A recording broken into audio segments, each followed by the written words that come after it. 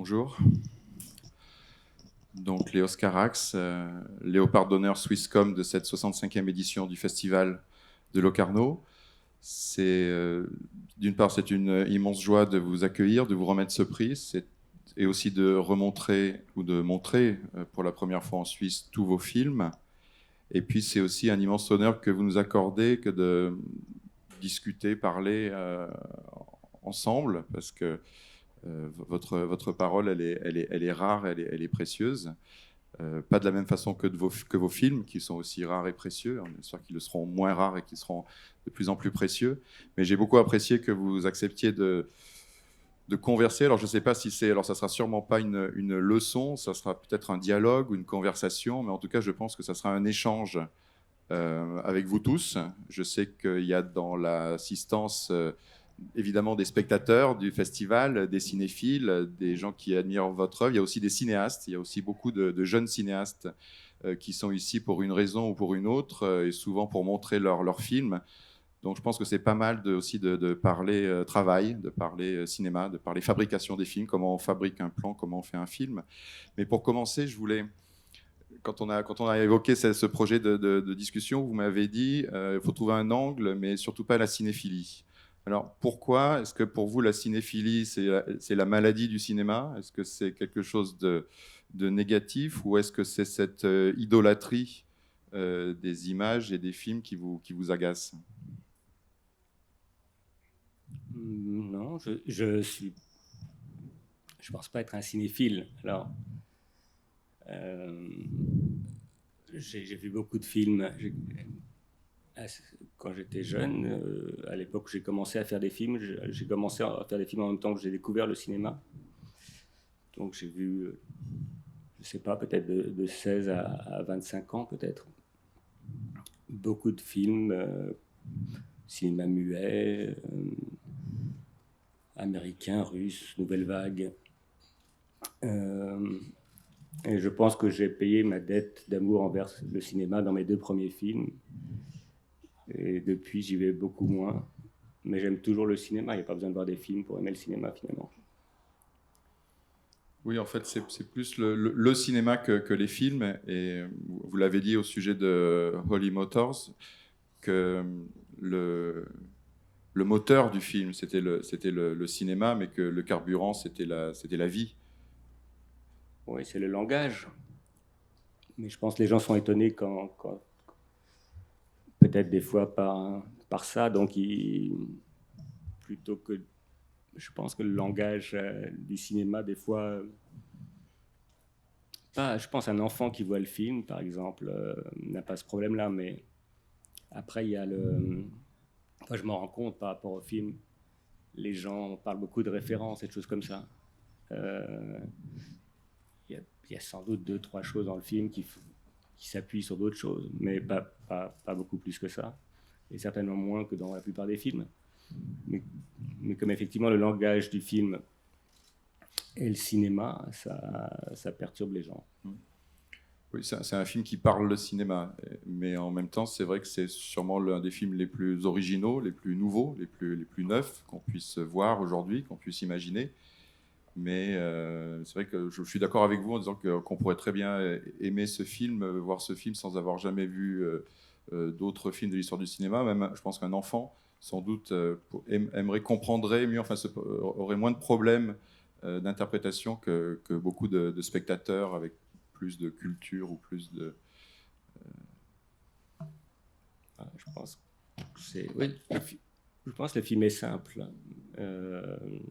Si on accepte de ne pas savoir où on va pour 20 minutes, ce qui est long aujourd'hui, mais ce qui n'est pas si long que ça. Vous pensez que c'est un film qui est moins acceptable aujourd'hui, ça devient inacceptable, le cinéma? Ça, je ne sais pas. Je sais pas, je connais pas bien le public. Je pense que d'une certaine façon, il est plus impatient, et d'une autre manière, il a peut-être aussi évolué grâce aux séries, à certaines séries américaines, à certains certains films qui sont des bornes, mais ça concerne finalement peu de gens. Je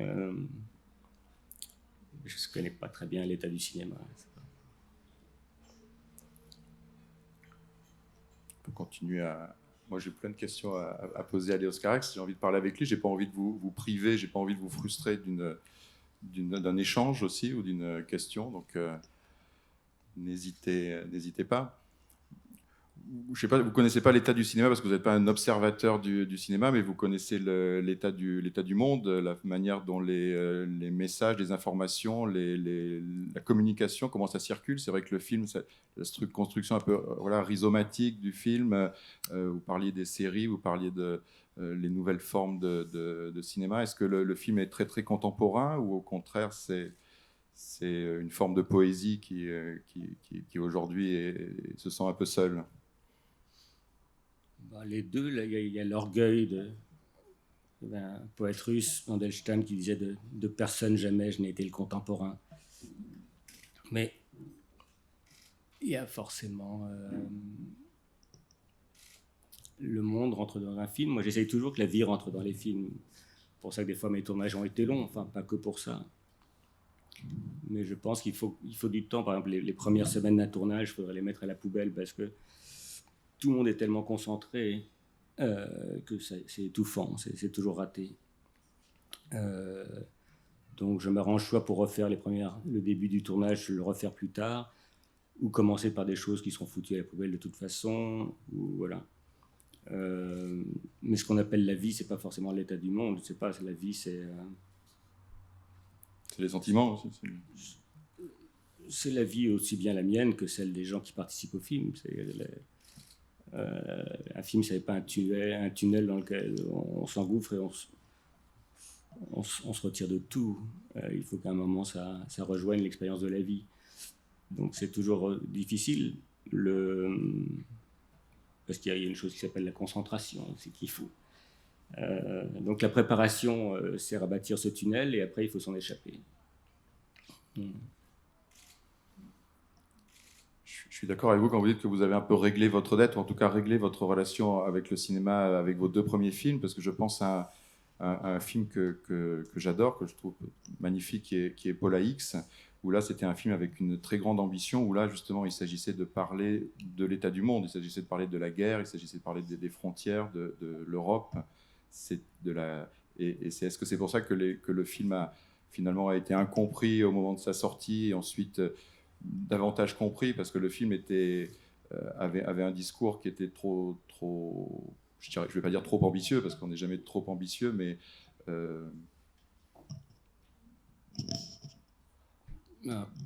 pourquoi les films plaisent ou déplaisent, ça j'ai aucune idée. Celui-là est celui qui a le plus déplu, c'est sûr, de mes films à moi. Je ne revois pas mes films, donc je ne sais pas ce que j'en pense. Le film allait trop loin? Je ne sais pas, c'était pas... Il y a pas dans mes films, il n'y a pas la peur du ridicule, si vous voulez. Donc mes films sont sûrement d'une certaine façon grotesques pour pas mal de gens. Et je pense que c'était le cas pour celui-là. Monsieur Carax, vous avez parlé que la vie doit rentrer dans le film. Trouvez-vous ça extraordinaire que dans la même année et quasi à la même temps, deux films sortent, je parle de Cosmopolis et votre film, qui sont dans beaucoup de détails très très similaires, mais ils sont très très différents. Est-ce que c'est un fait rare? Est-ce que c'est un accident? Pensez-vous que aujourd'hui les vies ou les thèmes sont tellement parallèles que c'est tout à fait possible que deux choses apparaissent en même temps? Lui, c'est une adaptation d'un livre qui a été écrit, je sais pas, il y a 10 ans ou je ne sais pas quand. Mais ce sont je pense que ces limousines extra longues sont fascinantes. Elles sont moi, elles m'apparaissent comme des très bons moteurs à fiction. Elles sont à la fois érotiques et morbides. Elles sont à la fois totalement faites pour être vues, et à la fois elles sont opaques. On ne peut pas voir ce qu'il y a dedans. Donc, elles me paraissent, oui, même, on peut dire qu'elles sont comme une bulle, comme la bulle virtuelle. Quand on est à l'intérieur, on n'est pas dans la vraie vie. Donc, il était finalement assez normal que différents cinéastes s'en inspirent. D'ailleurs, cette limousine, moi, elle me fait penser aussi à une caméra. C'est aussi l'amour des machines, des appareils. Une boîte noire avec aussi une fenêtre sur le monde. Ça pourrait être aussi quand on dit qu'avant on filmait avec des appareils qui étaient plus gros que soi, qui maintenant sont des petites choses. Il y a aussi, c'est aussi un film contre le virtuel. C'est un film sur l'incarnation, sur le corps, sur les machines, contre cette idée qu'aujourd'hui tout devient virtuel. Je ne sais pas si c'est contre ça, mais moi j'aime bien l'invisible, mais le virtuel n'est pas l'invisible. C'est comme une version paresseuse de l'invisible est habité. Le virtuel est proposé comme un monde qu'on habiterait, qui est un monde sans expérience, si vous voulez. On peut voir ça dans les guerres virtuelles, ou la notion de zéro mort, ou les drones qu'on commande à distance. Il n'y a plus de responsabilité. C'est ça que voilà, le film parle de ça aussi, mais c'est pas une théorie ni rien. C'est moi, j'ai commencé, il y avait encore les caméras à pellicule, les caméras à moteur. Mon premier, quand j'avais 17 ans, j'ai tourné avec une Mitchell, qui était la plus grosse caméra, et la plus belle d'ailleurs. Mes derniers films, je les ai tournés avec des objets grands comme ça. C'est sûr qu'on se sent moins puissant avec ces objets. C'est ce que dit Monsieur Oscar dans le film. Il a du mal à y croire parfois. Voilà, je crois que pour faire du cinéma, il faut de la croyance. Voilà. Alors si l'objet de sa foi est tout petit, on a du mal. Mais on y arrive tout de même, et je pense qu'il y a surtout les jeunes gens qui commencent avec ces caméras-là. Moi, j'ai une petite caméra maintenant qui s'appelle la GoPro, qui est grande comme ça. Je pense que les gens vont arriver à faire des films avec des caméras qu'on ne verra pas. Mais l'expérience sera différente. Je voulais d'abord vous parler de cette bulle virtuelle dont vous parlez. Comment vous avez fait pour faire ce film en 86 ? Parce que je pense que vous décrivez exactement ce que nous vivions, ce que notre génération vivait à cette époque-là, dans les années 80 à Paris. Et nous le vivions de plein pied, sans recul. Et vous, comment avez-vous fait pour être justement dans cette bulle virtuelle et pouvoir regarder ça comme un peu de loin, je dirais, même presque comme... En fait, c'est ça un peu le regard du créateur, je pense. C'est le regard qui arrive à se détacher de la vie tout en étant dans la vie. Comment vous êtes arrivé à faire ça aussi jeune, parce que je pense que nous devons être de la même génération. Ça, je me souviens pas du tout comment j'ai fait ça, mais on parlait de la vie et du cinéma tout à l'heure. Les gens qui ont une vie de cinéma, j'ai souvent dit que pour moi c'était quelque chose que j'ai découvert vers 16 ans, je crois, et que j'ai eu le sentiment de trouver mon pays ou mon île. Je décris ça comme une île souvent. Une île entourée d'eau, donc on n'y arrive pas facilement. Mais que finalement, il n'y a pas le monde et le cinéma, c'est l'un et l'envers de l'autre pour moi. Il y a donc peut-être quand on est dans la vie, il est plus difficile de la regarder. Quand on est sur cette île, on la voit mieux, comme si on était derrière une vitre sans teint ou quelque chose. Ou qu'elle surplombait, peut-être cette île surplombe l'autre monde ou quelque chose. Mais c'est ça que j'aime dans le cinéma, c'est qu'on est... c'est pas les gens disent les films sont des rêves. Moi, je ne pense pas que les films soient des rêves. Les films, l'expérience de projection de film est un rêve. C'est pour ça que le début de Holly Motors. Oui, ou l'expérience, c'est très fort de découvrir le cinéma pour un enfant, même si on n'est pas seul dans une salle, on est tout de même seul dans le noir, entouré de gens qu'on ne connaît pas, à part peut-être sa mère ou sa grand-mère. Et d'avoir cette machine derrière soi énorme qui projette quelque chose qui est tellement plus grand que nous. Cette expérience-là peut se rapprocher du rêve, mais faire des films, pas du tout.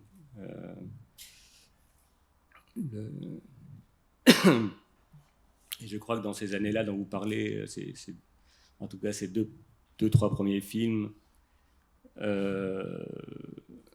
oui, c'est vraiment le cinéma qui les a nourris, au sens de... j'étais tellement reconnaissant d'avoir trouvé un monde à habiter. Voilà, donc ils ont été faits dans cet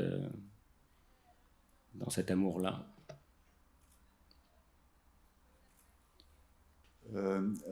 En rapport aux Holly Motors, quels sont les problèmes de montage que vous avez trouvés en post-production?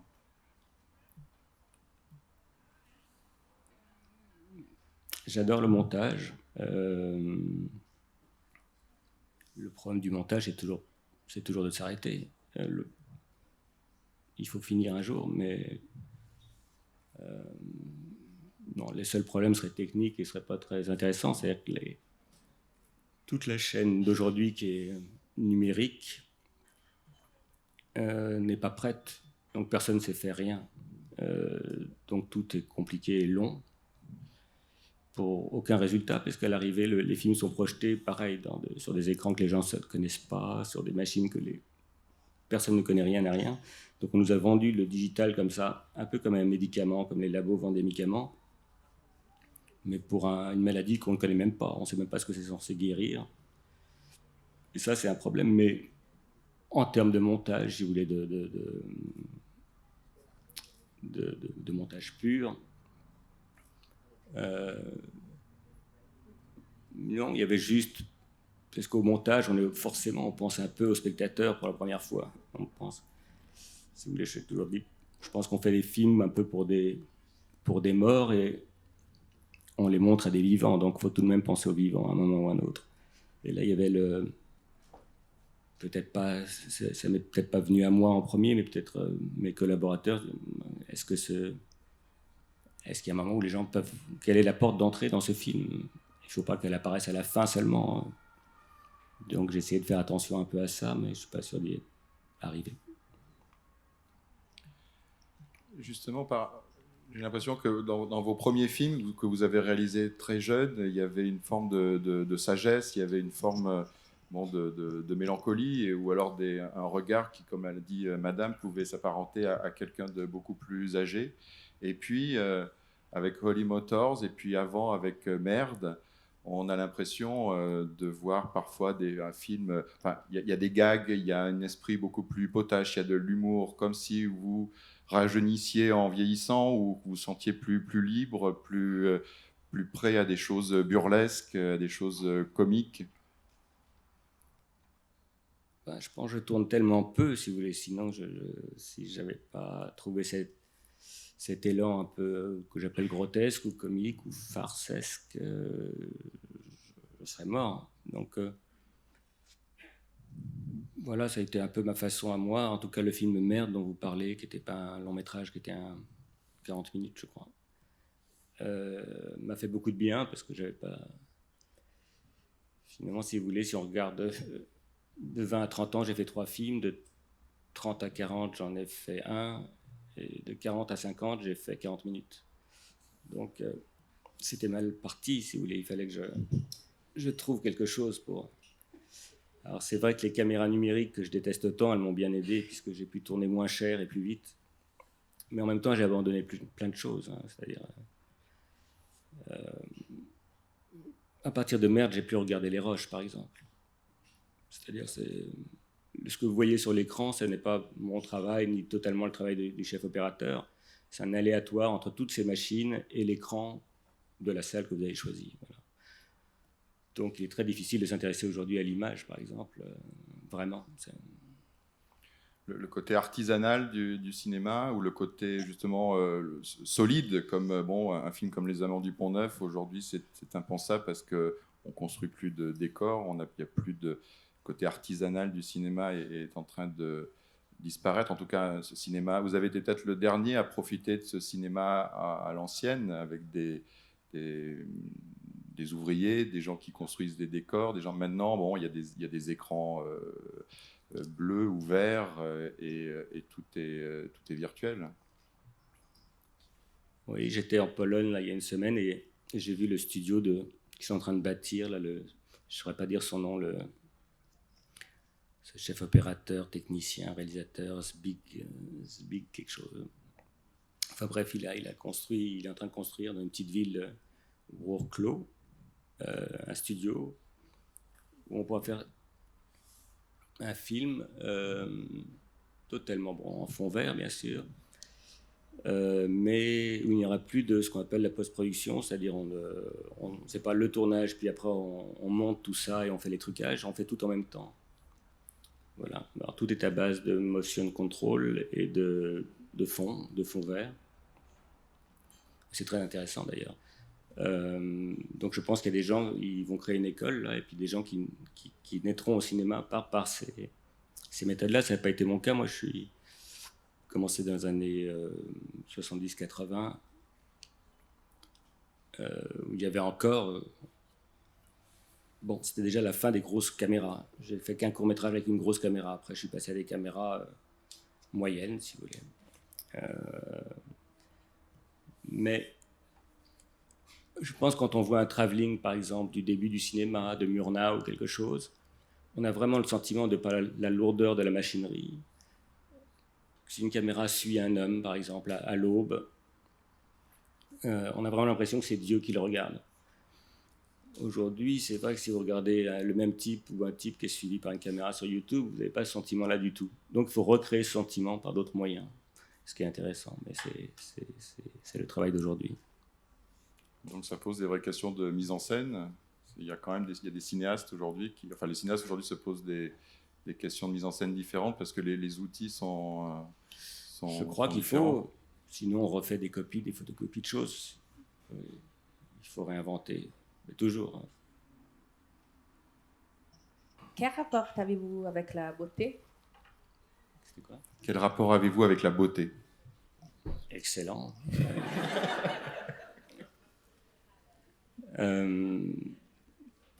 Ça varie avec l'âge, ou avec le temps, plutôt que l'âge. Je pense que la recherche de la beauté... Quand on est jeune, elle est un peu forcée, on la cherche à tout prix ou dans tout. Je pense qu'aujourd'hui, j'essaye de la laisser venir ou de la susciter ou de la trouver dans des choses qui ne sont pas belles pour les autres, disons. Mais forcément, on vient au cinéma par là, ou je suppose qu'on vient à la peinture ou par autre chose. Tout endroit de l'art par là, cette recherche de la beauté, donc il est question dans Holy Motors. Déjà, c'est le plus grand des mystères, c'est-à-dire le goût humain, le goût qu'on a. Si tant est qu'on a son propre goût, parce que c'est une chose aussi qui est mystérieuse. Est-ce qu'on a vraiment un goût à soi? En quoi il diffère de celui des autres? Si vous voulez, le cinéma m'est apparu, moi, quand j'ai découvert ça, comme le seul endroit où j'étais sûr de mon goût. Devant une peinture, je ne suis pas très sûr. Si ma copine me dit c'est extraordinaire, je vais lui dire oui. Ou voilà, un paysage ou le cinéma, je sais. Au bout de 20 secondes d'un film, je sais si pour moi il sera important ou pas. Ça ne veut pas dire qu'il n'existe pas ou qu'il est mauvais. Mais pour moi, je saurais très vite si ça m'importe. Je saurais très vite, non pas que je sois historien du cinéma, je ne connais pas, mais je saurais très vite si c'est inventé ou si c'est copié. Je saurais très vite la part de sincérité qui est indispensable mais qui n'est pas suffisant, parce qu'il y a des films très sincères qui ne sont pas intéressants. Voilà, tout ça je le sais, donc c'est pour ça que je dis que c'est mon île à moi. Vous avez un rapport très fort avec la littérature aussi. Vous savez si un poème ou si un roman est beau, vous plaît. Dans Holy Motors, il y a Henry James. Il y a aussi les chansons, il y a aussi les paroles des chansons dans tous vos films. Bon, on parlait de Mansé, mais avant c'était Barbara, ou c'était Bowie, ou c'était Gainsbourg. Les mots sont aussi importants que les images dans vos films. Oui, mais c'est pas mon pays. C'est-à-dire, oui, bien sûr.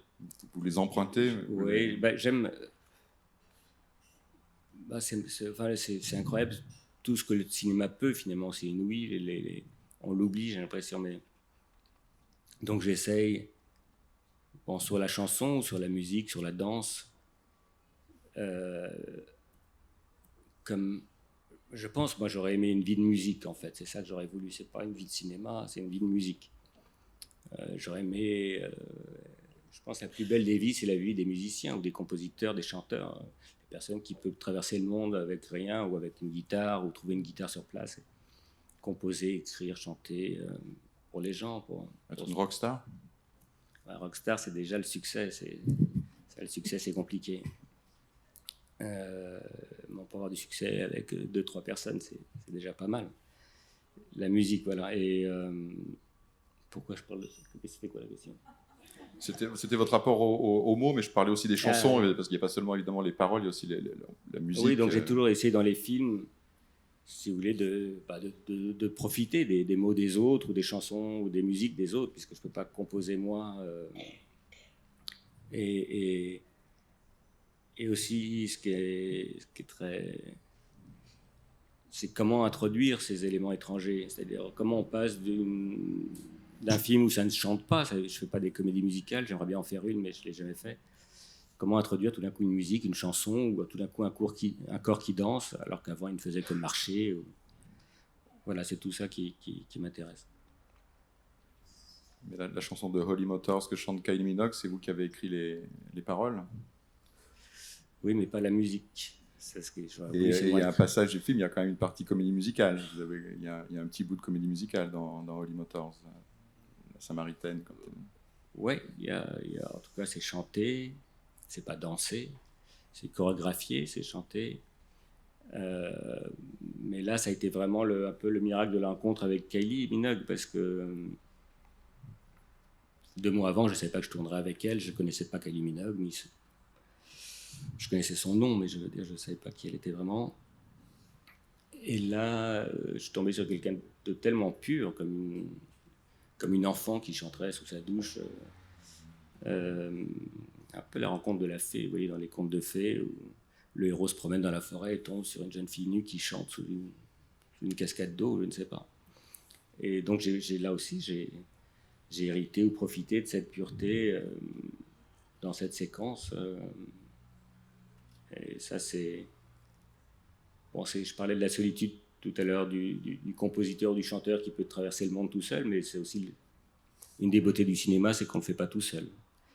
Et on ne fait pas de film tout seul. Pour faire un film, il faut la santé, de l'argent et 2-3 personnes au moins. Justement, on vous voit, enfin en tout cas l'image d'un cinéaste solitaire, silencieux, secret, mystérieux, mais le cinéma, comme vous le dites, c'est un travail d'équipe, c'est diriger une équipe, c'est être avec des gens très différents, c'est donner des indications. C'est comment vous êtes sur un tournage, vous vous sentez très à l'aise, c'est le moment où vous êtes le plus heureux, le plus... Il y a de tout. Je crois que j'ai vécu les pires moments et mes plus beaux moments sur des films, donc il y a de tout. On peut se sentir totalement imposteur, ça arrive souvent. Surtout, moi, j'ai pas fait d'études, j'ai jamais travaillé sur un film avant les miens, si vous voulez. J'ai jamais été sur un tournage avant les miens. Donc forcément, tout ça a commencé par de l'imposture. Quand on a 18 ou 20 ans et qu'on dit aux gens, je vais faire un film, je sais le faire, donnez-moi de l'argent, ça n'est pas naturel. Mais ce sentiment d'imposture est finalement très, très, très riche. Il est toujours là aujourd'hui. Surtout du fait que je tourne si peu. Donc à chaque film, je suis plus un cinéaste. Vous avez l'impression de recommencer à zéro, ou alors d'avoir oublié, ou de réapprendre? Oui, j'ai le sentiment que les gens dans l'équipe me regardent comme dire qu'est-ce que ce type qui n'a pas tourné depuis si longtemps, qu'est-ce qu'il va nous faire faire. Mais c'est inspirant aussi. De toute façon, même si j'avais pu faire plus de films, j'en aurais pas fait tant que ça. Et de toute façon, je pense qu'il est sain d'envisager chaque film comme le premier et le dernier. Donc,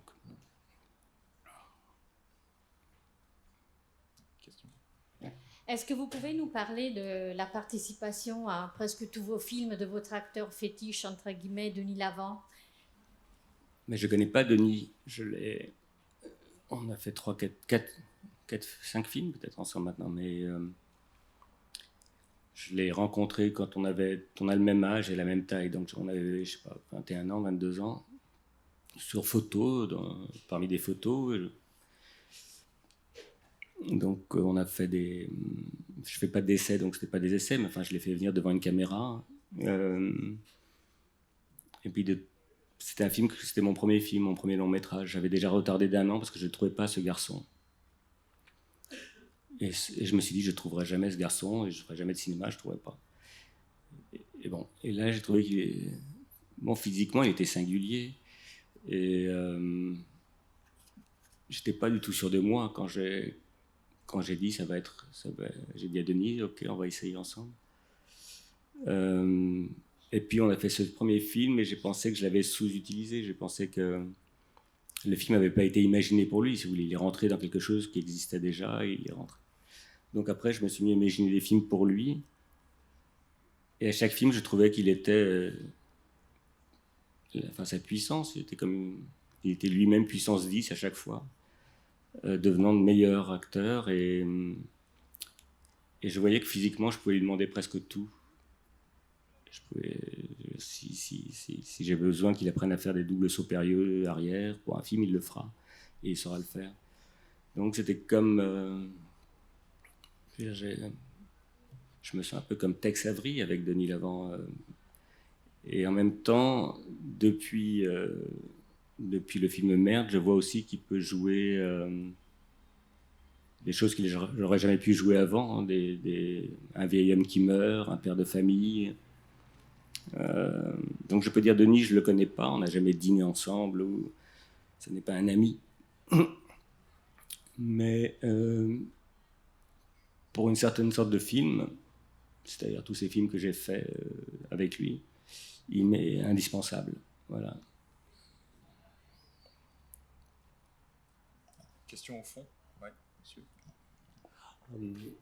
Comment s'est arrivé le titre de Holy Motors? Ça me fait penser un peu du Mécanique céleste. Qu'est-ce que vous pouvez dire? Pourquoi en anglais? Pourquoi Holy Motors?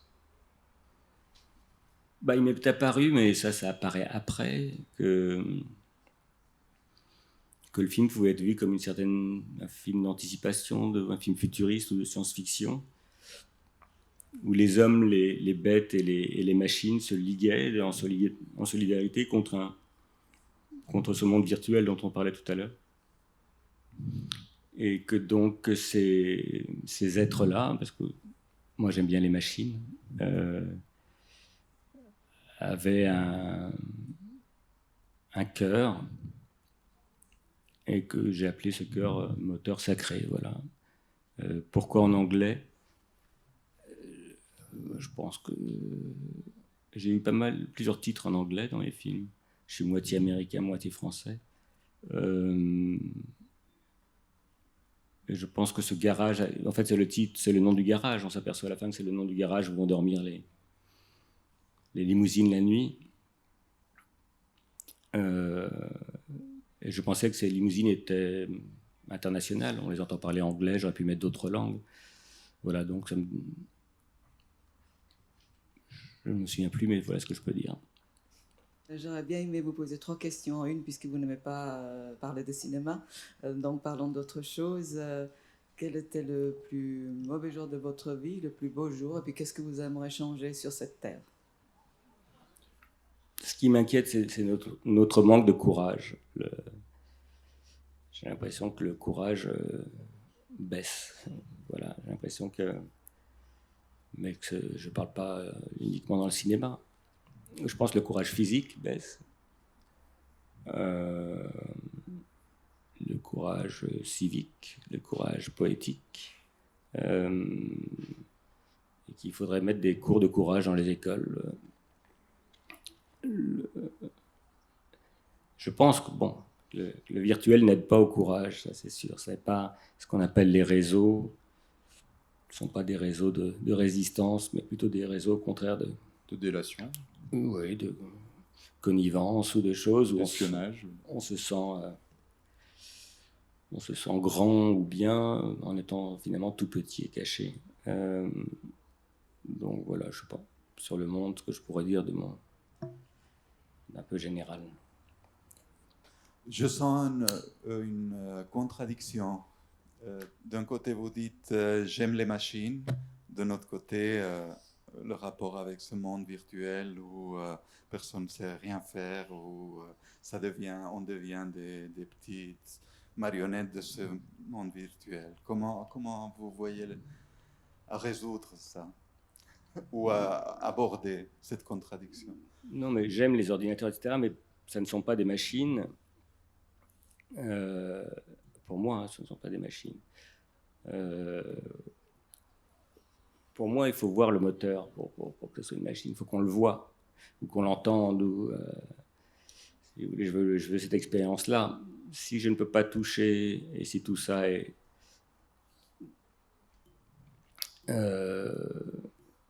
alors c'est du réseau, c'est de la communication, c'est autre chose, mais ça, j'aime pas ça trop.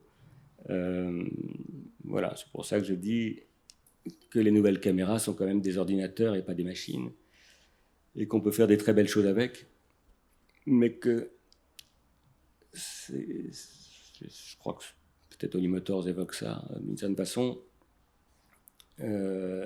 ça oblige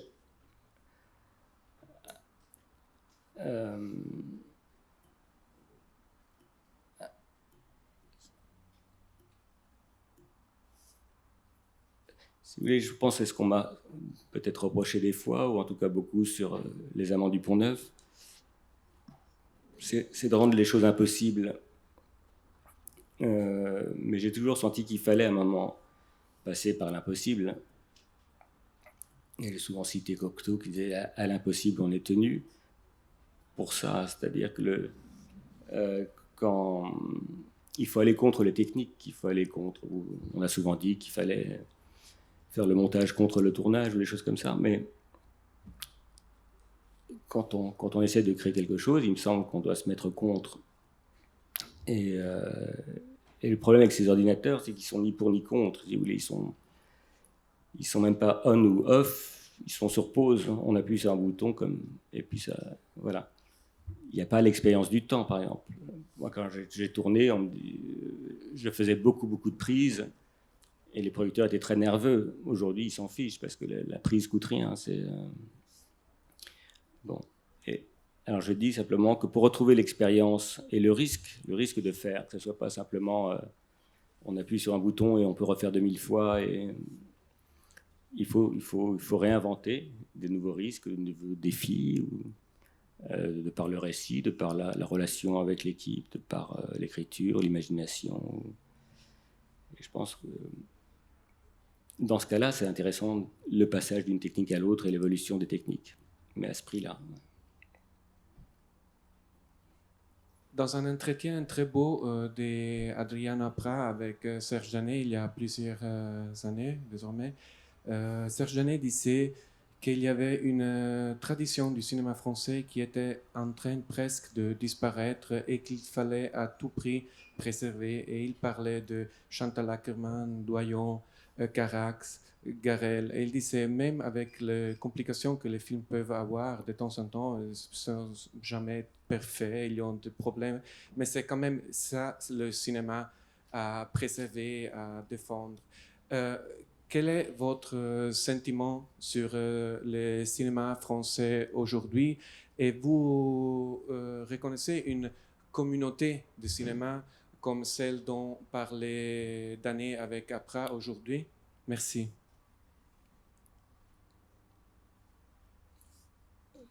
Ça, c'était le travail de Danet. Moi, j'espère pas faire partie d'une tradition, même si j'en fais sûrement partie. Non, j'étais trop éloigné du cinéma. Je me vois pas. Je n'arrive pas à réfléchir de toute façon au cinéma français. Ça m'intéresse pas.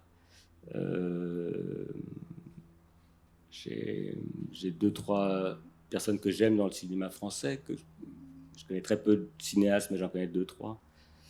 Mais je n'arrive pas à réfléchir au cinéma français, sauf en termes de production, parce que j'ai du mal à faire mes films, mais j'arrive à... Enfin, je pense au cinéma, je pense pas au cinéma français.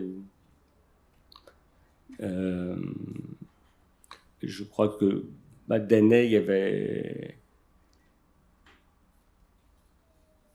Enfin, on va pas parler de Danet. Bon, j'ai rien, je sais pas. Oui, non. Non, c'est vrai que vous appartenez au cinéma et parlant au cinéma français, il n'y a qu'à voir le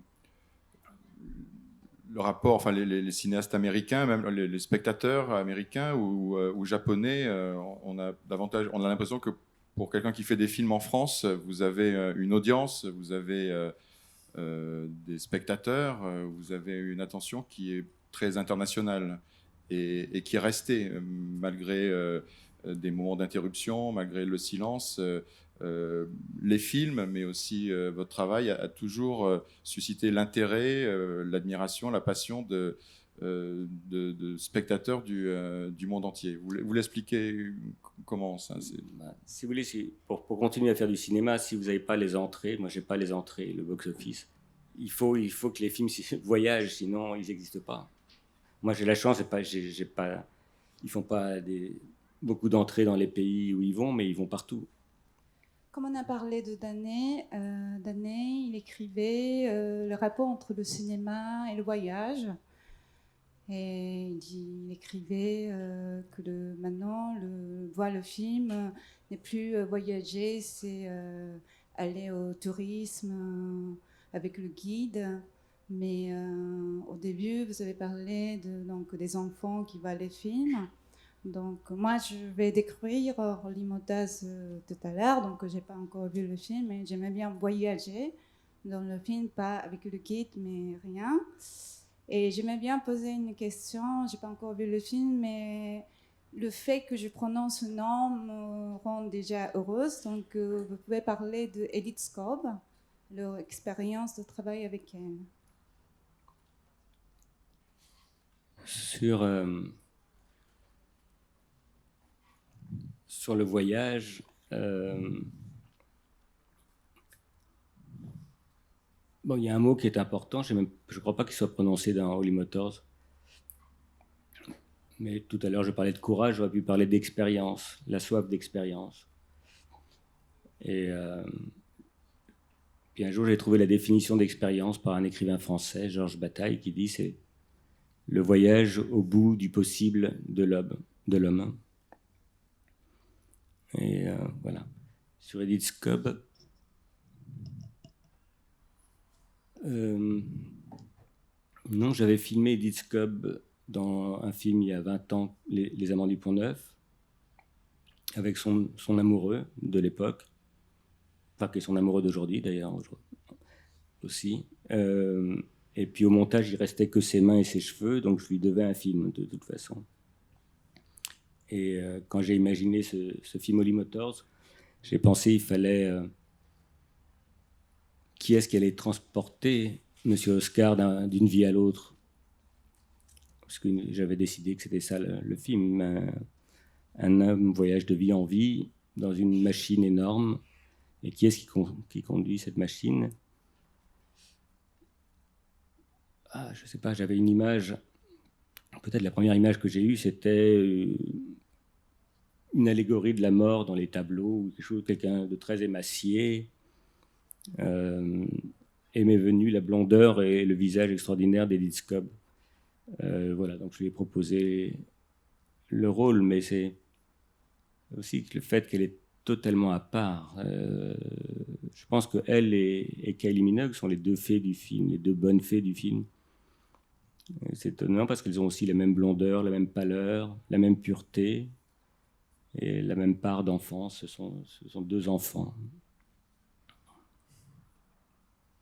I was wondering, when you're working on a script, maybe I can't voice this right, but do you see the film at once and you're sort of coloring it in when you're working on the script, or are you sort of drawing a picture and erasing it and figuring it out as you go along? Is the process a sense of discovery, or is it discoveries all at once and then you just have to put it on paper? Well, I'm not a writer, so I don't think I write scripts really. I do write a script at one point for the money and for the people. But I think the film starts with, 2-3 images and 2-3 feelings, and then it's all coincidences. You feel, how come you had these images? Okay, so on this film, there were these huge cars that I had seen in America maybe 10 years ago, and then now I see them in Paris, in my neighborhood for Chinese weddings. So I had this idea to use one. And then there was this image of an old woman, gypsy woman on the bridge in Paris with her back completely bent. And I thought, I will never be able to connect with this woman, not only because of language, but,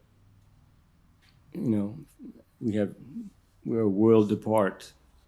And so I started thinking, maybe, what if I try to do a documentary about that with one of these women?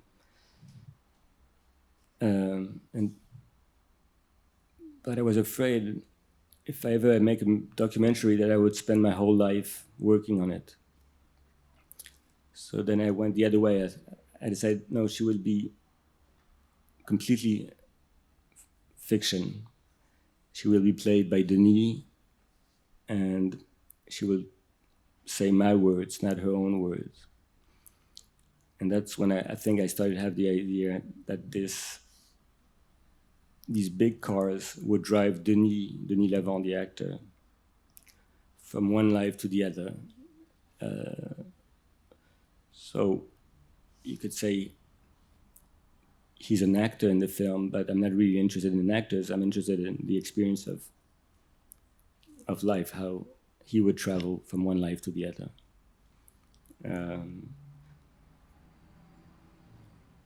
The question, you talked about courage and risk, and said that the connectivity of the virtuality, which we have with the machines, is in fact helping to reduce courageous behavior. Now, I find it interesting that these cars have a personality in the end in your film. I find this discussion at the end very, very interesting. What I couldn't make out is what personalities they have. And you were just saying that these cars drive Denis around from one life to the other, and it never ends. But the cars get tired. In the end, they dream and they want sleep, etc., etc. Could you tell us what that is? These personalities. I mean, it's not the question of super or less human or animals, or actually, it's a question of are they servants to keep the motors rolling? Are they servants of it all? And what role in this has Céline, the driver? So I think this is a question where we get to the film, and I think it connects also to that story you just told us when you saw that bent gypsy woman, and then to interpret it. You know, how does one get from one life to the other? And then what are the connective wills which do that? Thank you. That's why I should never do Q&As. I should do Q and Qs. Because it's a good question, but I cannot interpret my films. It's very hard. I try to ask all the questions in the film. Maybe that, you know, this question is one of them. I don't always have the answers. For sure, these cars are action. In my mind, they what I call experience, if you want. The part of the experience, they take you places. Part of what we call le voyage. I don't know how you say voyage en anglais. Voyage, trip. So they're sacred, they're holy in that sense that they permit the experience of, for us to move on, to move on, to go from, you know, one life to the other, as we all have to do. I'm